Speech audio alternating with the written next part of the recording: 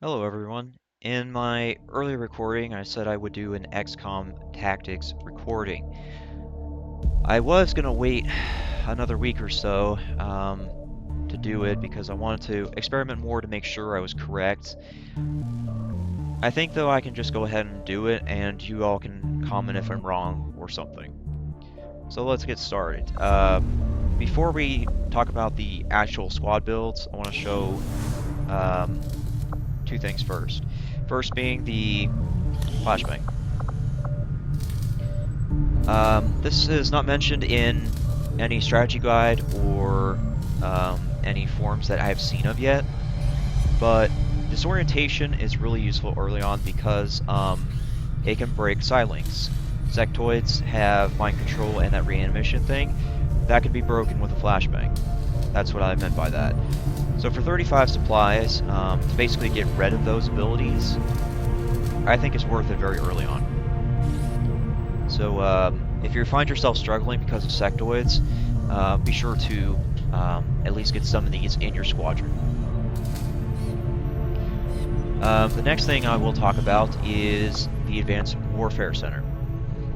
I would recommend trying to get this as early on as possible because if you put an engineer in it, it increases healing rate by 100%. This will allow you to get your veteran soldiers back quickly, increasing the chances of you succeeding in a mission. Now let's go talk about actual soldier builds.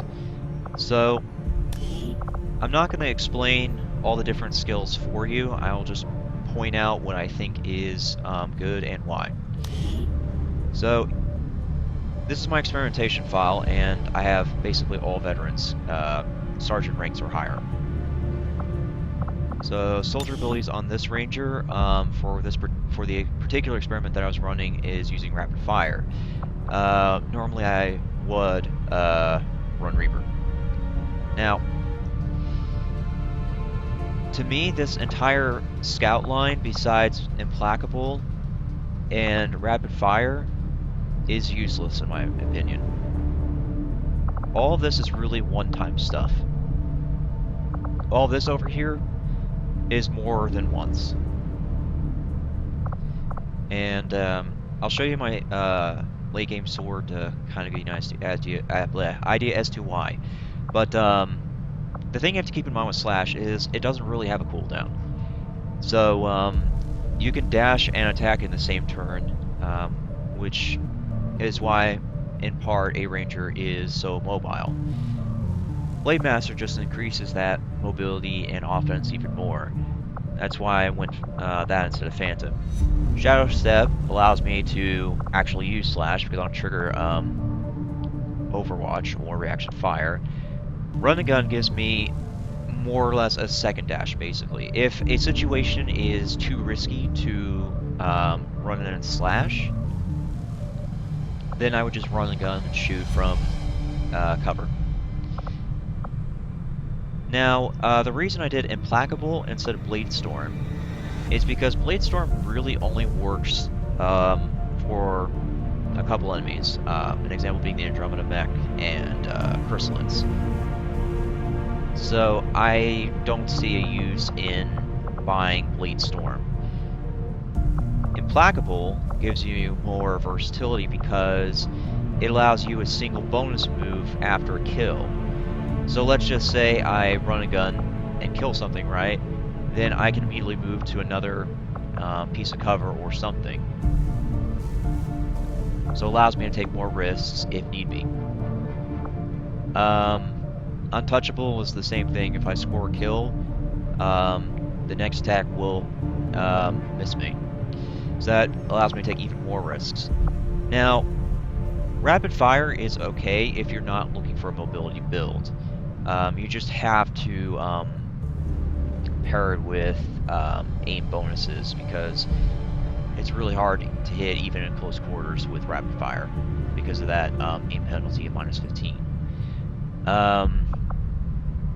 The reason I was talking about mobility with Reaper is because I have seen Rangers move as much as 25 tiles a turn using Reaper just because you continue to slash and slash. So it's a very awesome skill to have if you wish to go that route. Now I'll show you the sword to kind of show you what I was talking about earlier. So this is the fusion blade, and its base is 5 to 7.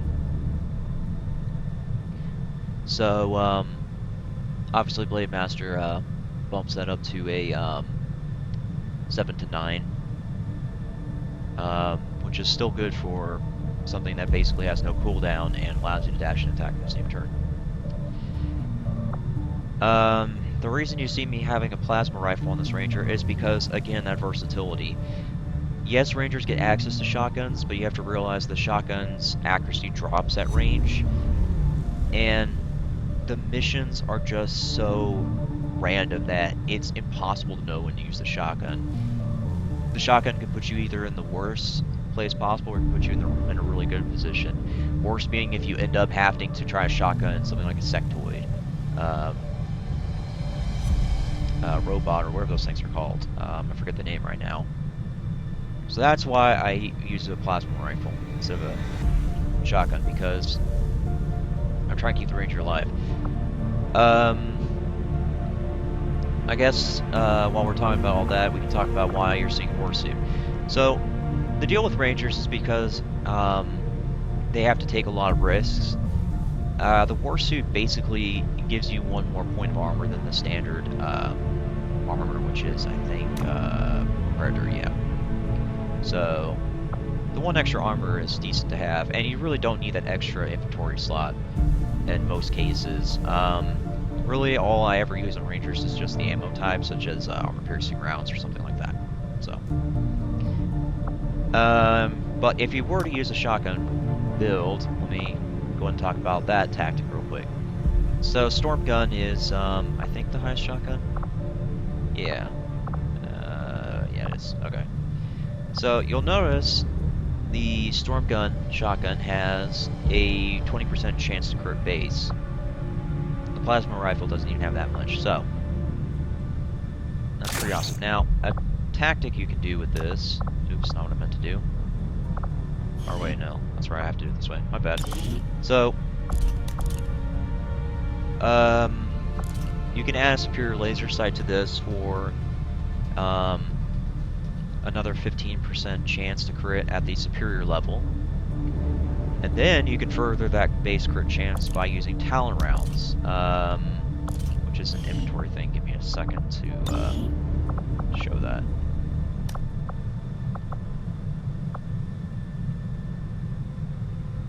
There they are, Talon rounds. Bonus critical chance is 20, and bonus critical damage is 1. This is something you have to research in the workshop under the experimental ammo thing. Now, when you research that, it will always be random. You won't always get Talon rounds. You may end up getting Tracer rounds, or you may end up getting Venom rounds, or Dragonfire rounds, or armor-piercing rounds. You never know. So while I have the inventory up, I'll show you another thing as to why I don't use Bladestorm, because there is something that can sort of replace it. I would have to experiment with this more to see if it's good. But this is a thing called Hellweave. Hellweave automatically inflicts damage on any melee attackers, and it sets them on fire. Hellweave is something you get for dissecting a chrysalid corpse, and I don't think they're very expensive. Let me just switch back to my assault rifle and check.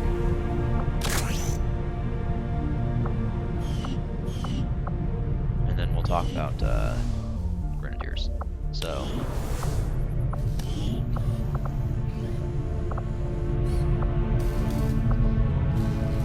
yeah, Hellweave isn't that bad. It's 65 supplies, but it is also 2 chrysalid corpses. Chrysalid corpses are kind of like rain. It can either come in a lot of quantity, or it can be like a dry spell. It varies, but you really don't need more than 6 if you're doing it for your entire squad. Dad sacrificed the only thing he had left to get this ship off the ground, and I won't let it be for nothing.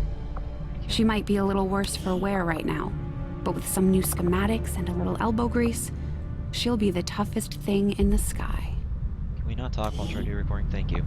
Anyways, this is my highest grenadier. So, if you're not a person that's really wanting to risk or take gambles, I don't see a problem with doing grenadiers. And you can run them just like I did in the old XCOMs with my Master Blaster squad, in which I used rocket launchers quite a bit. In this case, you just use grenades in place. But let's talk about the soldier abilities. So, there's a lot of good things in here that make grenadiers tougher than rangers. You have the blast padding up here,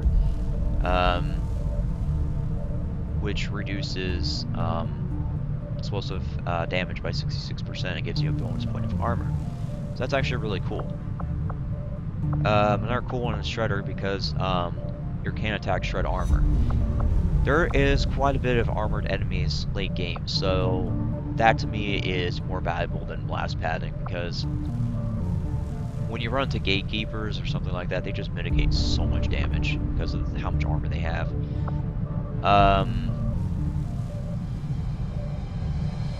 Demolition I don't see as useful. I mean, it's just basically like using a grenade. Using grenades to destroy cover. Suppression I think is better because it actually imposes a minus 50 penalty to their aim.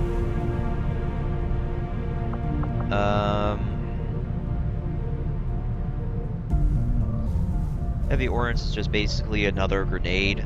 Again, I don't see the point in something like that because hollow targeting actually gives your squad plus 15 aim, which I think is more valuable than a grenade. With this, even if you miss, your squad is getting bonus aim on that particular enemy. Now, Chain Shot is amazing, and so is Volatile Mix. I already went heavy on the gunner side, so I decided to get Volatile Mix because the grenades with extra damage is actually extremely useful, especially when you have Chrysalid hordes in a map. A grenade will actually clear them a lot quicker than a chain shot, so it just makes the AoE a lot better, basically. So that to me is more valuable than trying to take out one target. If I wanted to take out one target, I would just focus my squad on it.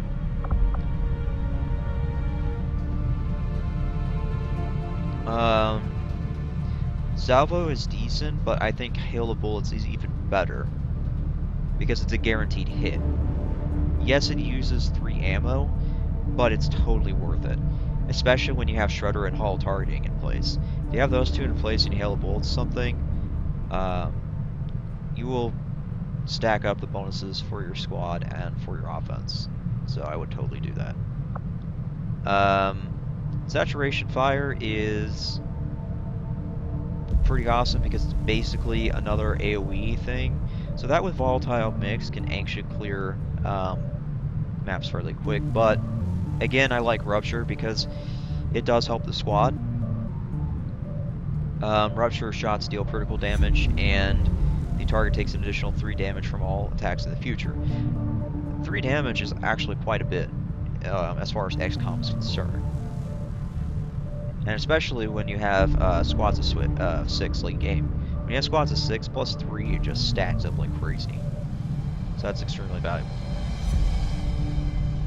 So I would definitely get Rupture and Hail Bullets for the squad stuff. Now, that's only if you're building a Grenadier for squad support use.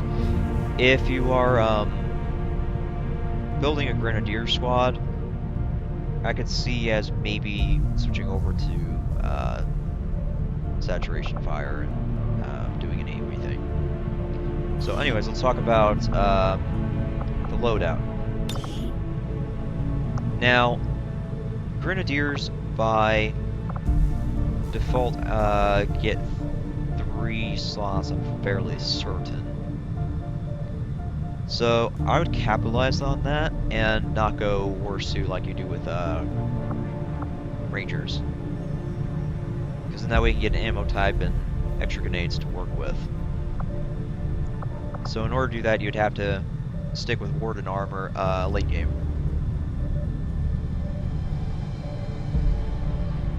As for the machine gun itself,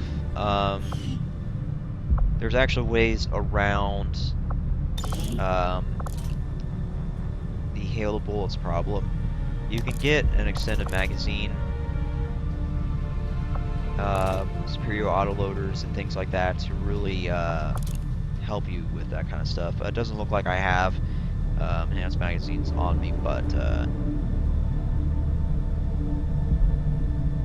you could definitely get around it that way. Okay. So let's talk about specialists, and then I'll talk about squad builds. So, specialists are actually a lot different than the supports from the old XComs because of the hacking and other things. So, let's talk about the abilities, like we did with the last couple. The first thing that specialists get, Aid Protocol, is extremely valuable, especially if you're running Rangers, because late game, the Gremlin Mark III gives plus 40 defense to the person that you choose. Plus 40 defense is, I think, almost as much as Hunker Down.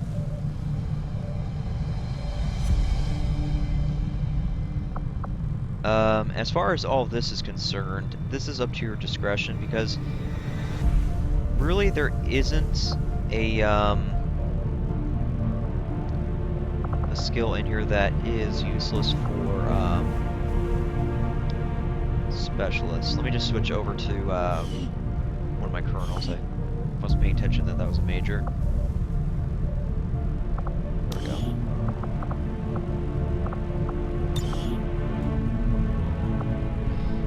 But this is the way I did things, because I'm running a ranger squadron. I went medical protocol because the gremlin can heal, and that's a ranged heal. I don't think there is a limit on its range. I have seen this gremlin heal as much as 32 tiles away, so that's why I think that. Combo protocol is nice because it does give guaranteed damage, and it's increased against robotic enemies. So you can't really go wrong with either, but because I'm supporting Rangers, I have that in place instead of combat protocol. I also skipped over revival protocol because I think haywire protocol is more valuable due to the amount of mechanical enemies. This gives me a chance to shut them down for 2 turns, which gives me more breathing room. The only unfortunate thing is that haywire protocol late game starts to have less effect because you need such a high hack to get into the sectopods, mech things, or whatever they're called. They have like a hack of 120 or something like that. The only way that I've seen specialists get that high in hacking is if they get the hack bonus from the terminals. If you notice, when you hack a terminal, there will be the first objective, and then there will be like 2 bonuses after that. That bonus can be anything: disorient the enemies for 2 turns, increases your hack permanently, gives you a facility lead. There's all kinds of things under there. The chances of seeing a permanent hacking bonus is very rare, but if you do get it, then that would solve the problem. Moving on. I think if you run medical protocol, you don't need field medic. I've been trying to figure this out, but I'm fairly certain medical protocol replaces the normal med kits, because I think the gremlin becomes your heal after that point. Regardless, I went scanning protocol because that to me is extremely valuable. It allows me to see what's going on. It also helps me find those chrysalids if they burrow, and faceless. Unfortunately, I get 2 turns, so it's very hard to know when to actually use that.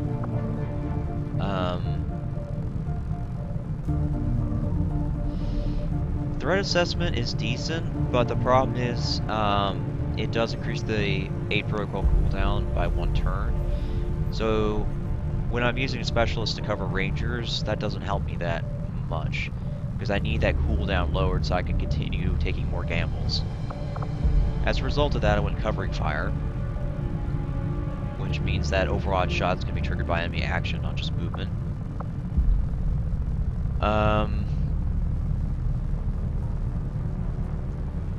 This specialist was one of my first specialists, so I wasn't really aware of skills late game when I built this, but I really should have gone Ever Vigilant instead of Guardian. Well, Guardian is nice, and it does give you a 50% chance that another shot will be taken. I'm running with Rangers. Ever Vigilant will allow me to dash and get a guaranteed Overwatch, which would help the specialist keep up with the Ranger.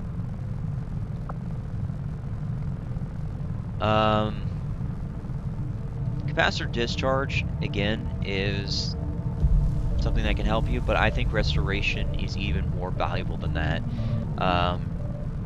Restoration is basically a squad heal plus a revive, so I'd rather take that over the damage, because the rangers that the specialists are supporting will do the damage anyways. So just like rangers, let's talk about loadouts. I would run Warsuit because, in the case that you're using aid protocol, because you don't really need another slot for medkits. So just keep a grenade on you, and you should be good. So with all the abilities talked about, now let's talk about squad builds. For me, what I like to do is, on a mobility build, when turns are valuable, I will run 4 rangers and 2 specialists. I would run all 4 rangers with warsuits, and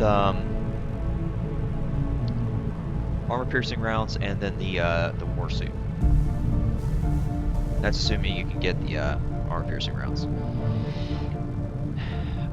Because I'm relying on rangers, I can't really take the risk of using a shotgun, because again of the map randomness. The reason I have 2 specialists and 4 rangers is because usually I'm only ever dashing up 2 rangers. The other 2 rangers will dash in behind, but not as close. I use them as fire support, I guess you can say. The reason for that is because I only have 2 aid protocols. I try to aid protocol the rangers that are closest to the enemy, and that's the strategy I run with that. Like I was saying earlier, if you wanted to run strategy just like my Master Blaster, that's fine. Grenadiers have decent movement. It's certainly not as nice as Rangers, but you could make it work if you really put some effort into it. So if you were to do that, I would just basically trade out the 4 Rangers for 4 Grenadiers. I mean, they'll do enough damage to really make the most of it.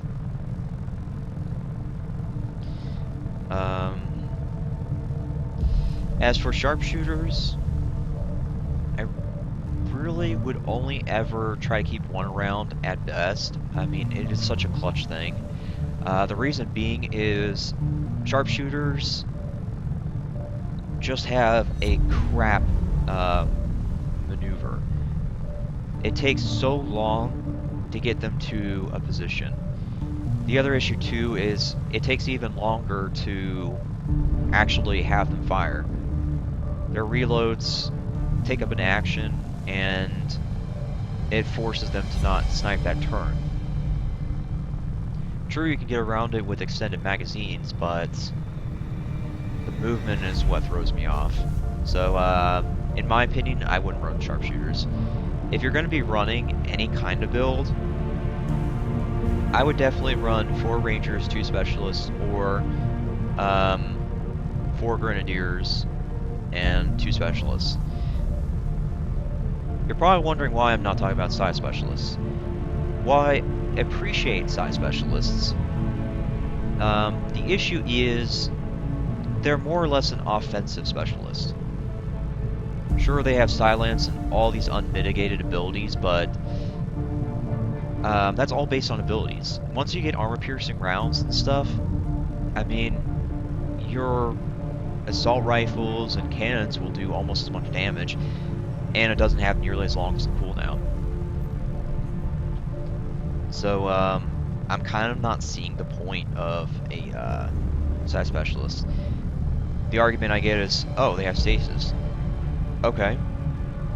I mean, honestly, that's cool and all, but you can do a lot more specialists because you just haywire protocol robot if you really need to. I mean, robots really are the only threat. That's the only thing that I would personally use stasis for. Everything else, I mean, I can kill within a turn or more. So I don't see an issue there.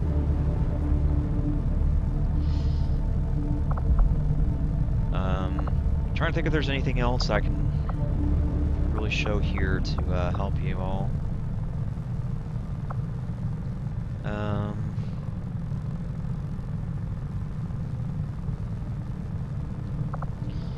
No, I don't think so. So I'm gonna end the recording here. I hope this helps you with XCOM 2. Good luck with the game, and thank you for listening.